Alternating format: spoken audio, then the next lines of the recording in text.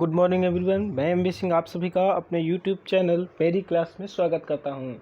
तो हम बढ़ते हैं 13 अक्टूबर की महत्वपूर्ण घटनाओं की ओर। लेते हैं पहला क्वेश्चन है प्रश्न नंबर 1 में 100% सौर ऊर्जा से संचालित प्रथम हवाई अड्डा कौन सा बन गया है? पुडुचेरी हवाई अड्डा, लखनऊ हवाई अड्डा, दिल्ली हवाई अड्डा या हैदराबाद हवाई अड्डा? तो कौन सा हवाई अड्डा 100% सौर ऊर्जा से संचालित हवाई अड्डा बन गया है? तो ए नंबर आपका सही है, पुडुचेरी जो है 100% सौर ऊर्जा से संचालित करने वाला प्रथम हवाई अड्डा बन गया है। पुडुचेरी आपका एक केंद्र शासित प्रदेश है। यह आपका 1954 में फ्रांस से स्वतंत्र हुआ था। किससे स्वतंत्र हुआ? फ्रांस से 1954 में ये स्वतंत्र हुआ और इसका गठन केंद्रीय प्रांत के रूप में 1963 में किया गया था। यह आपका भारत का एकमात्र ऐसा राज्य है जो 3 राज्यों में फैला हुआ है और इसमें 4 जिले हैं, माहे, यनम, चंद्रगिरी और पुडुचेरी। तो इम्पोर्टेंट है, कई बार ये क्वेश्चन पूछा गया है कि कौन सा ऐसा राज्य है जो भारत के 3 राज्यों में फैला हुआ है। तो कौन सा हो गया भैया? पुडुचेरी की अगर हम बात करें तो पुडुचेरी आपका राज्यपाल वर्तमान समय में कौन है पुडुचेरी के? तो वर्तमान समय में पुडुचेरी की राज्यपाल किरण बेदी जी हैं। कौन है? किरण बेदी जो हैं पुडुचेरी की राज्यपाल हैं। यहाँ के मुख्यमंत्री वी रामास्वामी जी हैं। इसका गठन 1963 में हुआ था। यहाँ पर अंग्रेजी और फ्रेंच भाषा बोली जाती है। इम्पोर्टेंट पॉइंट है आपका, यह बंगाल की खाड़ी में बसा हुआ है। इसमें 4 जिले हैं जो 3 राज्यों में फैले हुए हैं। कौन कौन से जिले हैं? यनम, माहे, चंद्रगिरी और स्वयं पुडुचेरी। तो ये पॉइंट्स आप पुडुचेरी से भी याद रखिएगा। नेक्स्ट क्वेश्चन लेते हैं, जगन्नाथ विद्या कानुका योजना किससे संबंधित है या किस राज्य ने इसे शुरू किया है? आंध्र प्रदेश, तमिलनाडु, कर्नाटका, अरुणाचल प्रदेश। तो यह योजना आपकी आंध्र प्रदेश की योजना है। किसकी योजना है? आंध्र प्रदेश ने इस योजना को शुरू किया है, जगन्नाथ विद्या कानुका योजना। करना क्या है इस योजना के तहत? इस योजना के तहत कक्षा 1 से 10 तक के विद्यार्थियों को स्कूली किट प्रदान करना है। स्कूली किट में क्या है? ड्रेस है, उनके जूते हैं, मोज़े हैं, बैग है, बुक्स हैं, ये सारी चीज़ें, पानी की बोतल है, ये सारी चीज़ें इसमें प्रदान की जाएंगी। तो सीधे सीधे कह सकते हैं उद्देश्य स्कूली किट प्रदान करना है। आंध्र प्रदेश की बात करें तो आंध्र प्रदेश देश का एकमात्र ऐसा राज्य है जिसकी 3 राजधानियां हैं। कौन कौन सी हैं? विशाखापत्तनम एग्जीक्यूटिव राजधानी बनेगी, हैदराबाद कानूनी राजधानी है इसकी। कौन सी राजधानी है?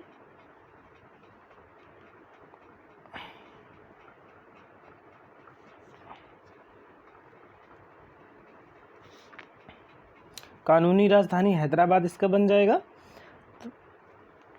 अमरावती जो इसकी वास्तविक राजधानी है, हैदराबाद 10 साल के लिए प्रस्तावित थी, इसकी विधायी राजधानी होगी। कुर्नूल जो है इसकी न्यायिक राजधानी बनेगी।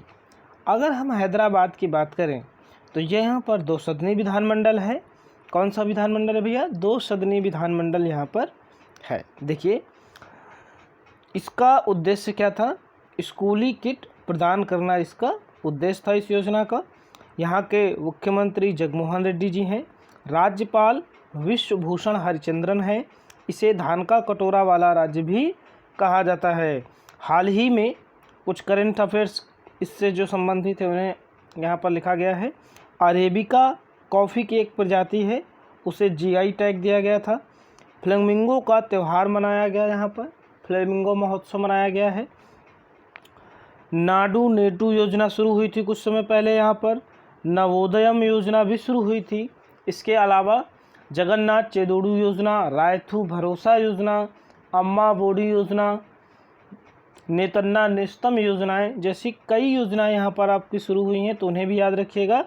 यह आपका बंगाल में खाड़ी में स्थित एक देश है। तो देखिए बंगाल की खाड़ी में स्थित ये आपका एक राज्य है। इसके ऊपर अगर आप बात करें तो उड़ीसा है और नीचे इसके तमिलनाडु है और उड़ीसा के ऊपर पश्चिम बंगाल राज्य है और इधर आपकी बंगाल की खाड़ी, इधर अरब सागर और इसके नीचे हिंद महासागर है। यहाँ पर विधानसभा की बात करें तो यहाँ विधानसभा की कुल 176 सीट, विधान परिषद की 58, लोकसभा की 25 और राज्यसभा की 11 सीटें हैं। यहाँ का प्रमुख नृत्य कुचिपुड़ी है, कुचिपुड़ी यहाँ का प्रमुख नृत्य है। यहाँ की प्रमुख नदियाँ गोदावरी और कृष्णा है। गोदावरी को दक्षिणी गंगा या वृद्ध गंगा भी कहा जाता है। यहाँ का प्रसिद्ध मंदिर तिरुपति वेंकटेश्वर मंदिर है, जो दुनिया का सर्वाधिक देखे जाने वाला धार्मिक स्थल है। अराकू घाटी यहाँ पर स्थित है, बहुत फेमस है, कई बार एग्जाम में पूछा गया है कि अराकू घाटी कहाँ पर स्थित है। तो अराकू घाटी यहीं पर स्थित है, जो विशाखापत्तनम में पाई जाती है। तो इतने पॉइंट्स आप आंध्र प्रदेश से याद रखिएगा। हाल ही में इसकी योजनाएं जो आई थी उन्हें याद रखिएगा कौन कौन सी हैं।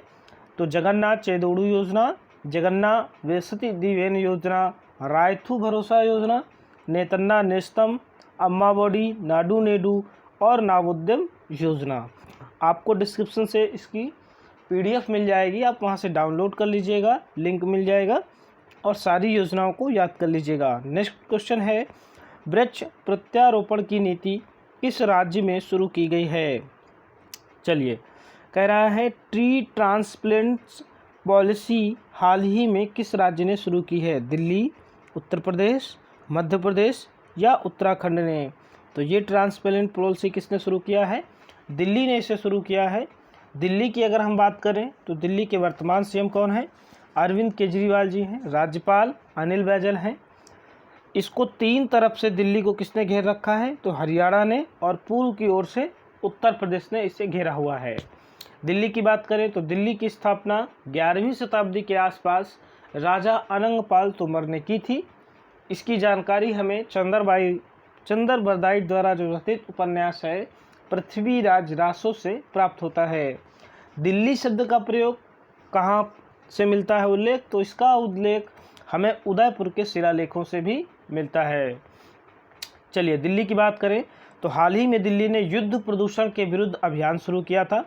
लोकसभा की यहाँ पर 7 सीटें हैं। कितनी हैं भैया, लोकसभा की 7 और राज्यसभा की 3 सीटें हैं। 1956 में ये केंद्र शासित प्रदेश बना था।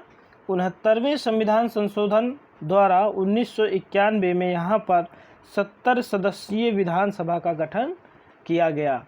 1 फरवरी 1992 से राष्ट्रीय राजधानी क्षेत्र NCR दिल्ली घोषित किया गया। हाल ही में दिल्ली में युद्ध प्रदूषण के विरुद्ध अभियान शुरू किया गया था। 10 बजे 10 हफ्ते 10 मिनट योजना शुरू हुई। मुख्यमंत्री घर घर राशन योजना भी शुरू हुई। तो ये कुछ पॉइंट्स आप करंट के दिल्ली से याद रखिएगा। नेक्स्ट क्वेश्चन है, लोक कलाकारों का डाटा तैयार करने वाला राज्य कौन सा बन गया है। तो लोक कलाकारों की बात करें, राजस्थान, उत्तराखंड, C कर्नाटका, D केरला। तो आपका राजस्थान पहला राज्य है जो लोक कलाकार हैं उनका डाटा तैयार करने वाला, संग्रह करने वाला भारत का पहला राज्य बना है। अगर राजस्थान की बात करें तो राजस्थान की आकृति पतंग जैसी है और इसका सबसे बड़ा शहर और राजधानी जयपुर है, जिसे पिंक सिटी भी कहा जाता है। यहाँ के मुख्यमंत्री अशोक गहलोत हैं। डिप्टी CM सचिन पायलट है। राज्यपाल कलराज मिश्र हैं। कौन है राज्यपाल, तो राज्यपाल कलराज मिश्र हैं। विधानसभा की यहाँ पर 200 सीटें हैं।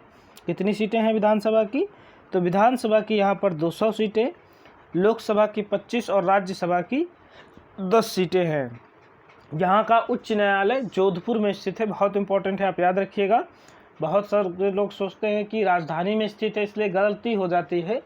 जैसे कि उत्तर प्रदेश की राजधानी लखनऊ है, लेकिन हाई कोर्ट कहाँ है, तो हाई कोर्ट आपका उत्तर प्रदेश का इलाहाबाद में स्थित है। जैसे छत्तीसगढ़ में भी ऐसा ही है, रायपुर है ना। तो ये कुछ पॉइंट्स आप याद रखिएगा।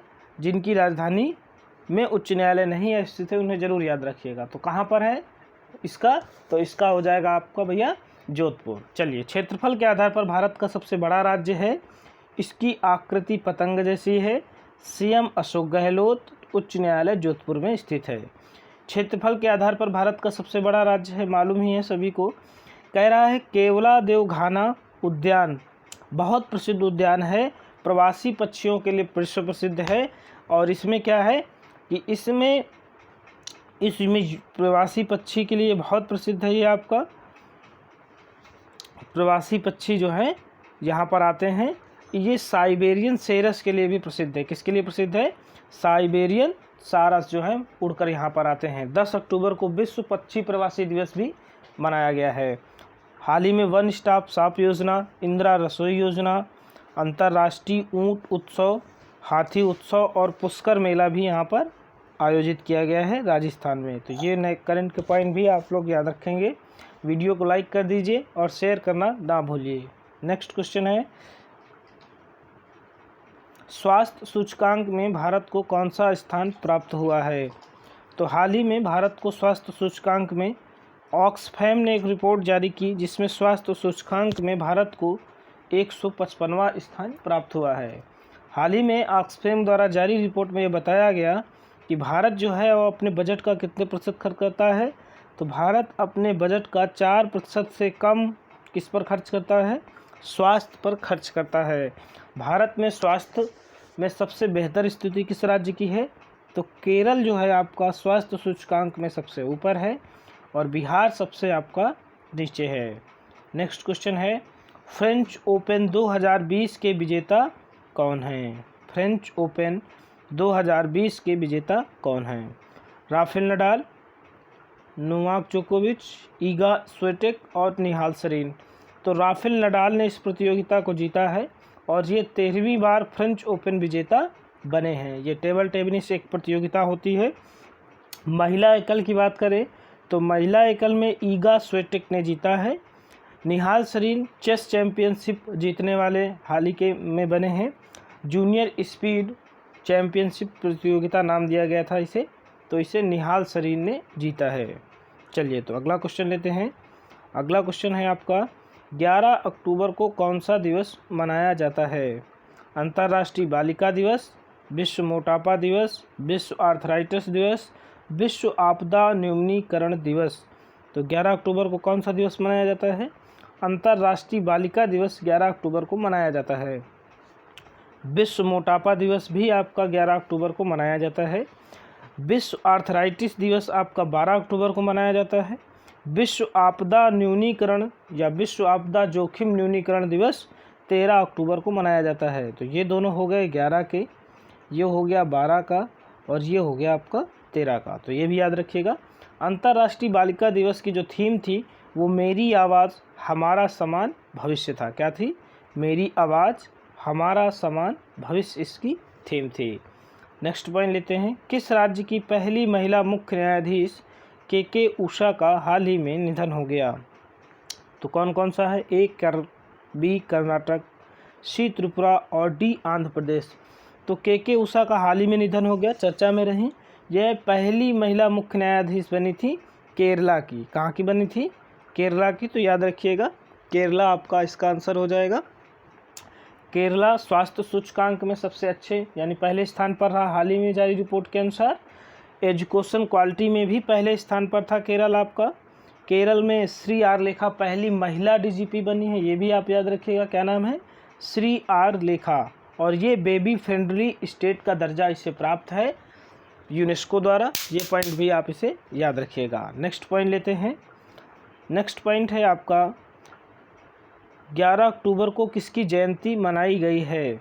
ए जयप्रकाश नारायण, बी नानाजी देशमुख, सी विजयाराजे सिंधिया या डी इनमें से कोई नहीं। तो 11 अक्टूबर को जयप्रकाश नारायण और नानाजी देशमुख की जयंती मनाई गई है। जयप्रकाश नारायण को लोक नायक की उपाधि भी दी गई थी। नानाजी देशमुख को 2019 में भारत रत्न से सम्मानित किया गया था। कौन सा पुरस्कार दिया गया था? तो भारत रत्न पुरस्कार इन्हें दिया गया है। तो ये पॉइंट्स भी आप याद रखिएगा, नानाजी देशमुख को दिया गया था। विजयाराजे सिंधिया की बात करें तो 12 अक्टूबर को इनका जन्म शताब्दी था, 100 वर्ष हुए थे। इसी के उपलक्ष्य में केंद्र सरकार ने 100 रुपये का सिक्का, स्मारक सिक्का भी जारी किया है। ये बीजेपी की संस्थापक सदस्यों में थी। ये पॉइंट्स भी आप याद रखिएगा। नेक्स्ट क्वेश्चन लेते हैं, किसे जॉर्डन का प्रधानमंत्री चुना गया है? बिशर अल खासनवे, सदर जापारोव, चैतन्य वेंकटेश्वरन या इनमें से कोई नहीं। तो बिशर अल खासनवे को जॉर्डन का प्रधानमंत्री चुना गया है। सदर जापाराव को किर्गिस्तान का प्रधानमंत्री चुना गया है। और चैतन्य वेंकटेश्वरन जो लिखा हुआ है ये 18 वर्षीय एक लड़की है। महिला दिवस पर यानी 11 अक्टूबर को बालिका दिवस था, अंतर्राष्ट्रीय बालिका दिवस, उसी पर इन्हें, ये राष्ट्रीय राजधानी दिल्ली से संबंधित है, इनको एक दिन के लिए ब्रिटिश उच्चायुक्त नियुक्त किया गया था सशक्तिकरण को, बालिका सशक्तिकरण को बढ़ावा देने के लिए। तो याद रखिएगा चैतन्य वेंकटेश्वरन इम्पोर्टेंट है, 18 वर्षीय बालिका है, दिल्ली राजधानी से संबंधित है, जिन्हें ब्रिटिश उच्चायुक्त एक दिन के लिए बनाया गया था। अंतर्राष्ट्रीय बालिका महोत्सव जो मनाया गया या दिवस मनाया गया उसी के उपलक्ष्य में। तो एवू फर्टो एक पॉइंट्स है, एवू फर्टो, इन्हें फिनलैंड ने एक दिन के लिए प्रधानमंत्री भी बनाया था इसी अंतर्राष्ट्रीय बालिका दिवस के अवसर पर। वहाँ के प्रधानमंत्री कौन है? तो सना मरीन हैं। तो चलिए इतने पॉइंट्स आपके, ये बहुत इंपॉर्टेंट पॉइंट्स थे, इन्हें सब आप डाउनलोड कर लीजिए डिस्क्रिप्शन से और इन्हें याद कर लीजिएगा। वीडियो अच्छी लगी हो तो लाइक और सब्सक्राइब कर दीजिए सभी लोग। वीडियो देखने के लिए सभी का धन्यवाद।